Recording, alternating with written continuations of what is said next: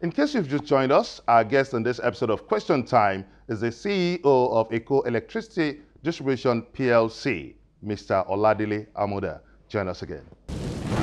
How long will it take the Egbe terminal to complete its routine maintenance? What they do is probably once in a year, they take out one machine, one plant for rehabilitation. Because these machines, they run 24/7.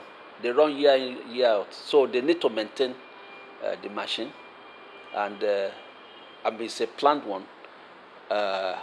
When they are doing it, other stations will be on, because there is a coordinated plan in the industry which coordinates all the activities of the power stations. They can't, like if Egbe is doing maintenance, other stations will not do. They have phased it out so that it will not affect the grid. Why is it difficult for you to provide transformers to some of your consumers who complain of overloading of their transformers? When we came in 2013, we met a large number of areas that have faulty transformers, far more than close to 100. And we immediately, with the support of the investors, because right now, it's the investors that are supporting us. Banks are not supporting because they are no more lending to the power sector. So the investor had to muster their funds for us to start buying transformers. We made sure that we replaced all the transformers within the first 2 quarters of 2014. Are you saying you've completely changed all the transformers within your domain? Those that we inherited, those faulty transformers we inherited. Mind you, we have more than 8,000 distribution transformers in our system. Those are those transformers that you see all over the places, apart from the one in the injection substation, which are power transformers. So those faulty ones were replaced immediately. Then subsequently, because most of those that we inherited, most of them are old. Sometimes they get faulty. Even apart from the fact that we have replaced those we met on ground, as we move on, some get faulty. As they get faulty, we replace them. It's difficult to understand why you depend on banks to support the distribution going on within the Eco Electricity Distribution PLC, because consumers pay their monthly electricity bills. The revenue that we collect from the customer is for the entire power value chain, for the entire power sector. We are the interface with the public. The customers does not see the generation. They don't see the transmission. It's only the discos that interface with the customer, and the energy that we receive from the national grid, we have to pay for it. The energy that we supply to the customer, we have a meter, a grid meter, at the intake point, at the transmission end,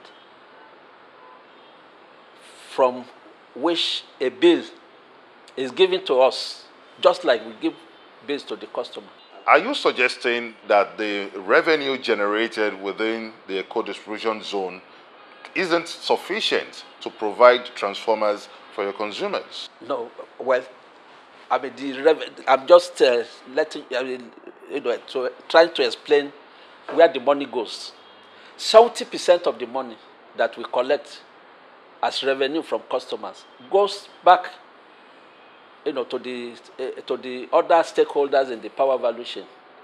We have to pay generation, we have to pay transmission. Generation has to pay gas from the money that we collect. So when generation company, they need gas, those thermal stations, they need gas to generate electricity. They have to pay for the gas.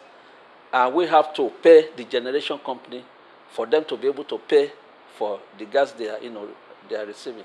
Also, we have to pay transmission wheeling charge, with which they transport the power from the generation company to us. So there are so many stakeholders there that share from the money. Tell us the number of transformers under Eco Electricity Distribution PLC. Right now, for the distribution transformers, we have close to 8,500 numbers, all over the places. Then we have an injection substation where we have our power transformers, 15 MVA and above. We have about, we have 52 stations of that with more than 150, power transformers of 15 MVA capacity. So the power sector is very capital intensive. How much is a transformer? A distribution transformer of 500 kVA could cost between 2 million to 2.3 million. But when you are talking of transformer, you are not only talking about the transformer as a unit. You also have to talk about the cabling, all the accessories which we need to install the transformers. So when you look at that, you could be spending close to 3.5 in some cases, and even more than that, 5 million, 10 million, depending on where you want to install the transformer and the nearest point that you want to get the transformer. So, or if you want to lay underground cable to such transformers, you pay more. You can also be a part of this conversation by sending us your comments on our various social media platforms showing on your screen. Coming up on Question Time, find out Engineer Oladele's comment on accusations of extortions through estimated billings, and why are so many customers yet to be metered? Join us again.